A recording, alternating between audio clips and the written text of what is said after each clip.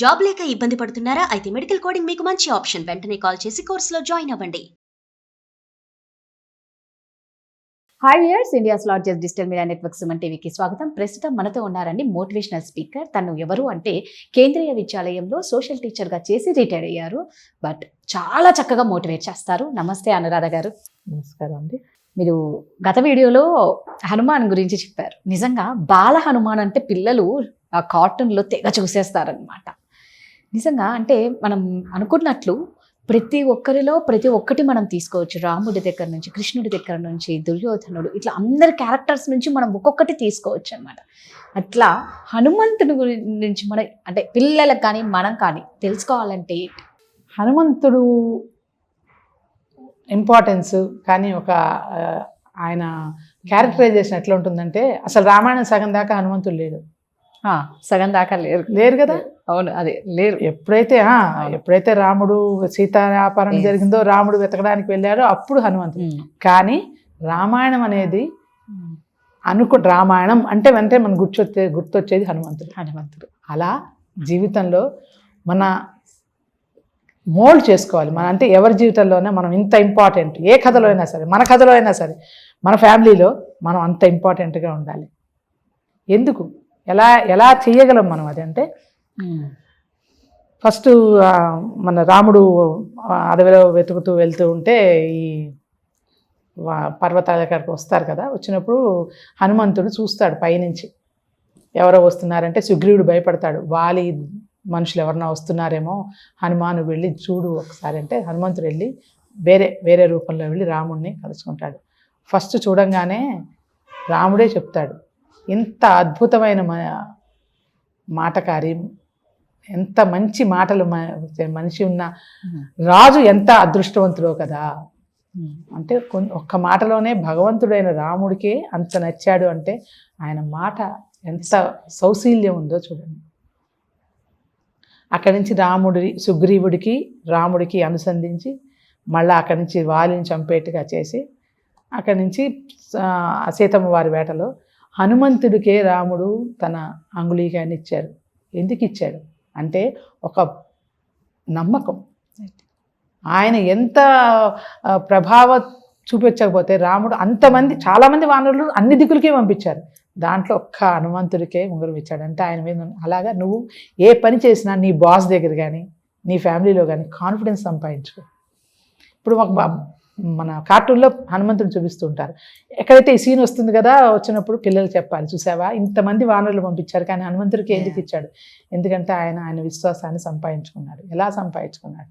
ఆయన వినయం, విధేయత, స్వామిభక్తి, దాసభక్తికి నిరుపమానమైన ఎగ్జాంపులే హనుమంతుడు.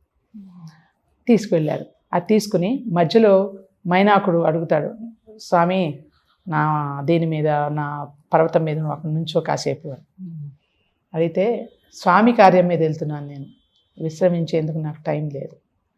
అక్కడ పిల్లలకి మళ్ళా చెప్పాలి, చూసావా హనుమంతుడే గొప్ప వీరుడే కానీ విశ్రమించనన్నాడు, ఎప్పటిదాకా పని కానందాకా. అలాగే మీరు కూడా మీ జీవితంలో ఒక సక్సెస్ సాధించేదాకా విశ్రమించకూడదు.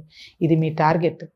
నీ టార్గెట్ రీచ్ అవ్వడానికి నువ్వు పరిశ్రమ చేస్తూనే ఉండాలి, ఎక్కడా ఆగకూడదు. అవరోధాలు వస్తూ ఉంటాయి మధ్యలో, కానీ నువ్వు సత్పాస్ అవ్వాలి. ఇలా మెల్లగా పిల్లలకి చెప్పుకుంటూ పోతే ఆ అసలు ఆల్రెడీ పిల్లలకి హనుమంతుడు అంటే మంచి ఒక ఇంప్రెషన్, ఇష్టం. దాంతోపాటు ఇలా హనుమంతుడిలాగా నేను కూడా ఉండాలి, రాముడిలాగా నేను ఉండాలి. అలా అక్కడి నుంచి సింహిక మొహంలో వెళ్ళాడు, బయటకు వచ్చేసాడు. లంకినీని బతిమాలాడు, ముందు కుదరలేదు, ఒక్క దెబ్బకి చంపేశాడు. అలా అంటే ఎక్కడైతే నీ ప్రతిభ చూపించాలో అక్కడ చూపించాడు, ఎక్కడైతే తను చిన్నగా ఉండాలో ఉన్నాడు.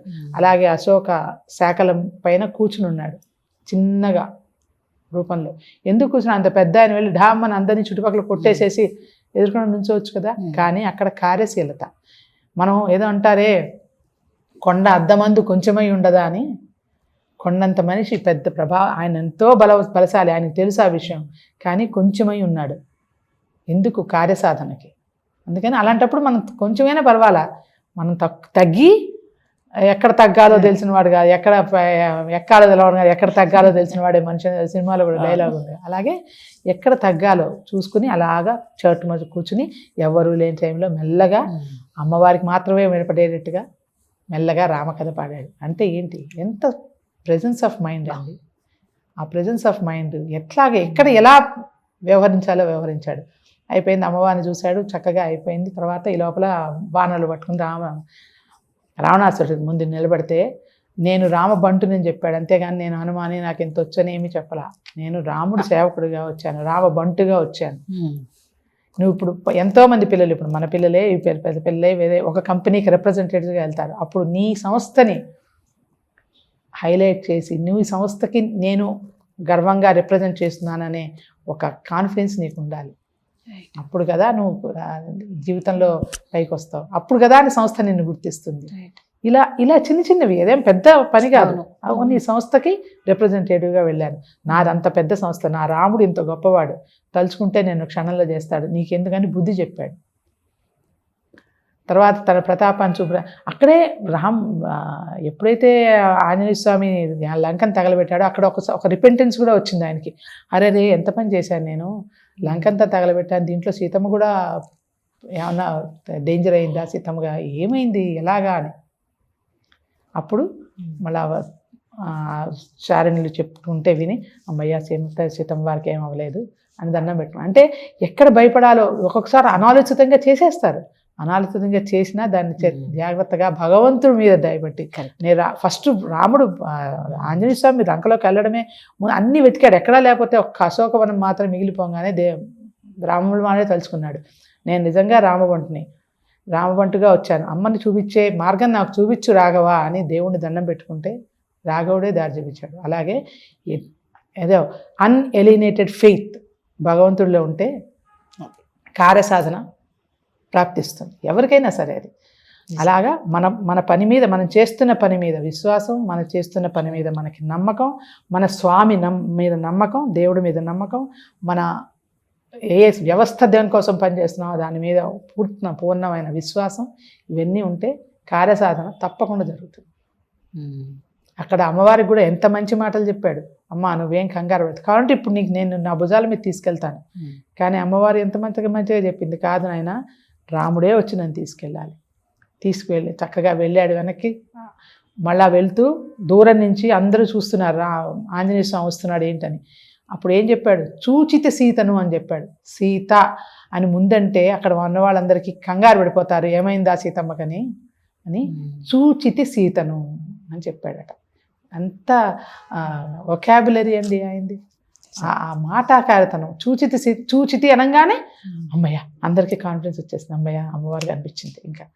ఇంకా అందరూ గెంతులేయడం మొదలుపెట్టారు. అలా తీసుకొచ్చి రాముడి పరిశ్వంగంలోకి వెళ్ళాడు, చక్కగా చెప్పాడు, ఇలా నాయన స్వామి చూశాను అమ్మని ఇలా అని చెప్పాడు. ఆనందం. అలా ఒక మన చేసే ప్రతి పనిలో మనకు ఒక కాన్ఫిడెన్స్, ప్రతి చేసే పనిలో మన ఇన్వాల్వ్మెంట్ ఎప్పుడైతే ఉందో అదే హనుమంతుడి జీవితం, అదే హనుమంతుడు మనకు చెప్పేది. నిజంగా నేనన్నది నమ్మకం అనేది చాలా ఇంపార్టెంట్. అది మన మీద మనం పెట్టుకోవాలి. మనం ఏ దేవుని కొలుస్తామో ఆ భగవంతుని మీద నమ్మకం పెట్టుకుంటే అన్నీ వారే చూసుకుంటారు. ఆ నమ్మకం కలగాలి. Thank you.